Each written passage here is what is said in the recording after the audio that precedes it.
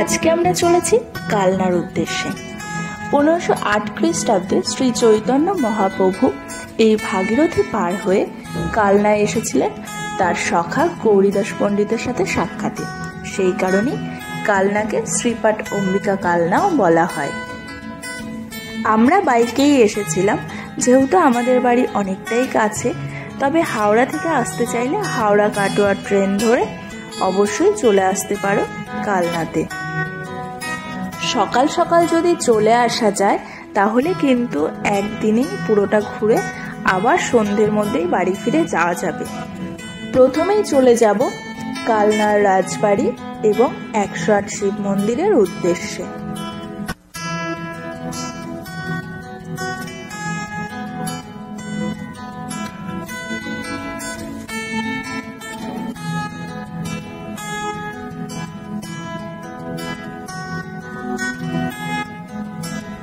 রাজবাড়ির প্রধান ফটক দিয়ে প্রবেশ করে বাম দিকে এই বিখ্যাত প্রতাপেশ্বর শিব মন্দির।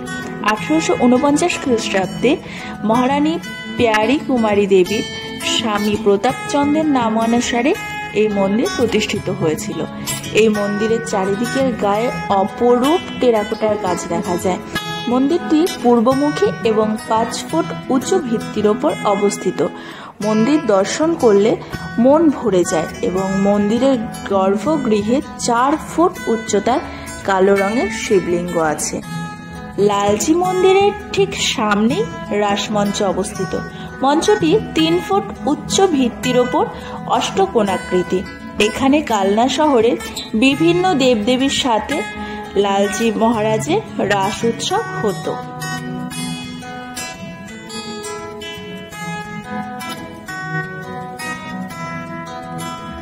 বর্ধমান রাজপরিবার কর্তৃক স্থাপিত কালনায় প্রথম মন্দির হল লালজি মন্দির।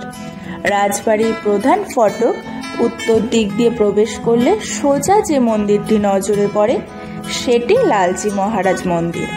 1740 খ্রিস্টাব্দে রানী ব্রজকিশোরী দেবী 25টি চূড়া বিশিষ্ট সুউচ্চ মন্দিরটি নির্মাণ করিয়েছিলেন। মন্দিরটির চারিদিকের দেয়ালে টেরাকোটার কাজের নিপুণ শিল্পকর্ম দেখা যায়।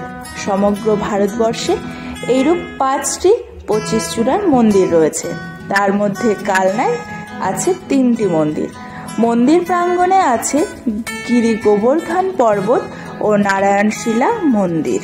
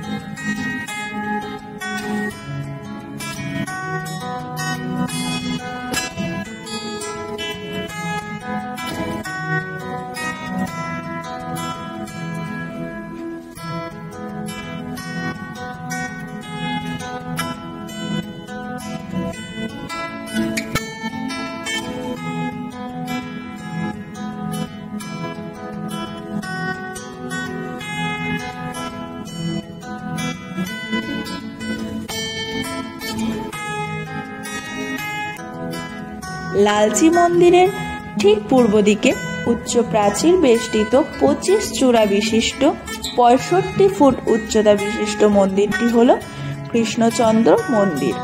মন্দির চূড়ার বিন্যাস হলো প্রথম তলে 4 কোণে 3টি করে 4 গুণ 3 সমান সমান 12টি, দ্বিতীয় তলে 4 কোণে 2টি করে 4 গুণ 2 মানে 8টি এবং তৃতীয় তলে 4 কোণে 1টি করে 4 গুণ 1 মানে 4টি ও শীর্ষে 1টি অর্থাৎ 12 প্লাস 4 প্লাস 1 প্লাস 1 মানে 25টি চূড়া।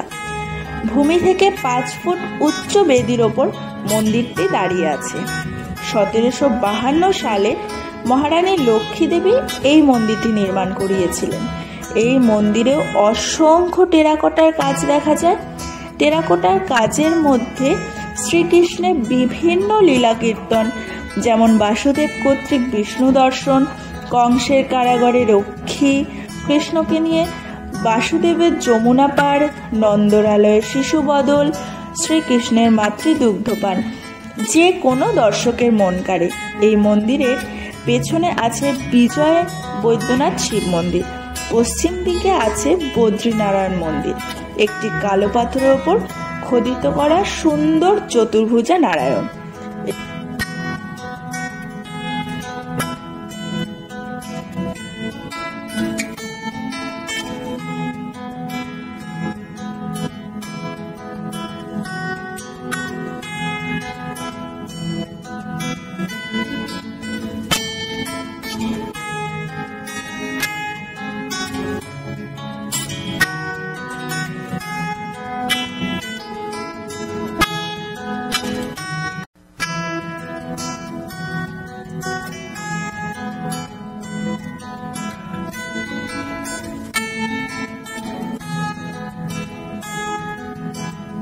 রাজবাড়ির ঠিক বাইরে বিশাল জায়গা নিয়ে 108 শিব মন্দির অবস্থিত, যেটি নবকৈলাস নামেও খ্যাত। 1809 সালে বর্ধমান মহারাজ তেজচন্দ্র বাহাদুর এই 108 শিব মন্দির নির্মাণ করিয়েছিলেন। সমগ্র ভারতবর্ষে 2 জায়গায় 108 শিব মন্দির আছে, একটি বর্ধমান 1788 আয়তাকারে আর একটি কালনায় বৃত্তাকারে সজ্জিত। দুটি বৃত্তের বড়টিতে 74টি এবং ছোটটিতে 34টি শিবলিঙ্গ আছে। আরেকটি বিশেষত্ব হচ্ছে বাইরের বৃত্তের শিবলিঙ্গগুলি পর্যায়ক্রমে একটি কালো ও একটি সাদা এবং ভিতরের বৃত্তের সবকটি শিবলিঙ্গ সাদা। এই ধরনের বৃত্তাকারে সজ্জিত শিব মন্দির সমগ্র ভারতবর্ষে তথা পৃথিবীর মধ্যে শুধুমাত্র অম্বিকা কালনাতেই আছে।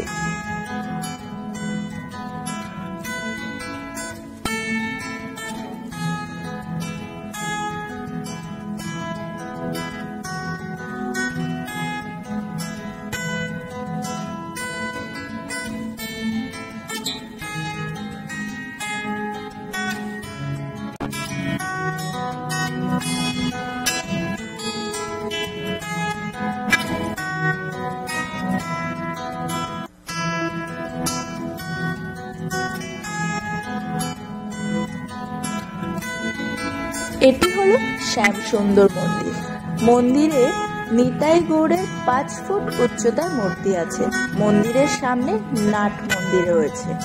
মন্দির প্রাঙ্গণে একটি প্রাচীন কুলগাছও আছে। কথিত আছে এই কুলগাছের নিচে নিত্যানন্দ প্রভুর সাথে সূর্যদাস পণ্ডিতের 2 কন্যা বসুধা ও জাহ্নবার শুভ বিবাহ সম্পন্ন হয়েছিল।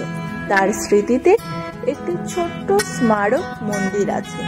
এই মন্দিরকে সূর্যদাস পণ্ডিতের আশ্রমও বলা হয়ে থাকে।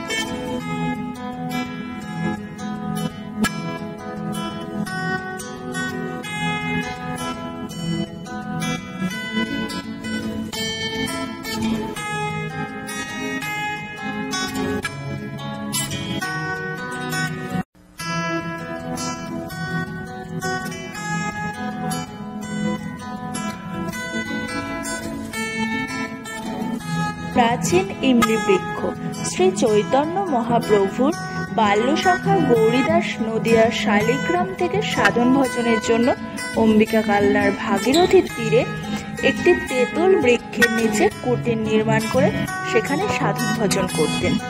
এই তেঁতুল বৃক্ষের নিচেই গৌরীদাসের সাথে চৈতন্যদেবের প্রথম সাক্ষাৎ হয়েছিল 1508 সালে। তার স্মৃতিতে এই গাছের নিচে একটি বেলের পাথরের ওপর মহাপ্রভুর পদচিহ্ন রক্ষিত আছে এবং নিত্য পূজাও হয়। সেই কারণে গাছটি 500 বছরেরও অধিক প্রাচীন বলে ধরা হয়।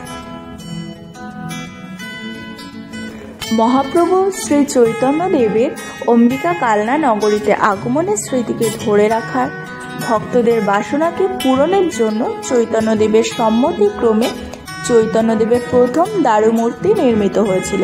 পরে বর্তমান মন্দিরে প্রতিষ্ঠিত হয়।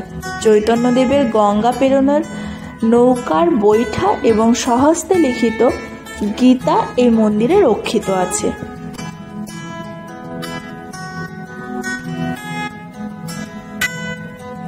কালনা শহরের একদম পূর্ব প্রান্তে অবস্থিত ভবা পাগলার ভবানী মন্দির। ভবা পাগলার প্রতিষ্ঠিত কালী আনন্দময়ী নামেই খ্যাত। মূর্তিটি কোষ্ঠী পাথরে নির্মিত। মন্দিরের সম্মুখভাবে ভবা পাগলার সমাধি আছে। অতীতে এখানে সুন্দর একটি চিড়িয়াখানা ছিল, কিন্তু বর্তমানে শ্রীহীন অবস্থায় রয়েছে।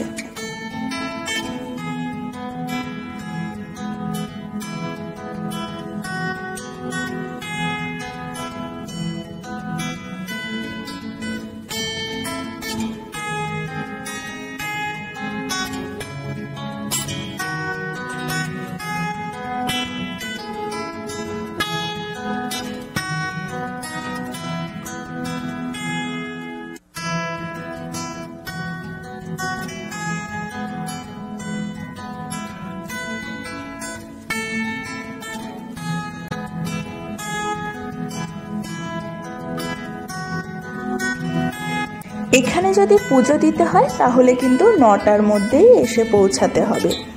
আর প্রতিদিনই কিন্তু প্রসাদ পাওয়া যায়। আর যদি দুপুরে এখানেই খাওয়া দাওয়ার ব্যবস্থা পেতে চান তাহলে অবশ্যই এখানে মন্দির কর্তৃপক্ষের সঙ্গে যোগাযোগ করে নেবেন। এখানে কিন্তু সেই ব্যবস্থাও আছে।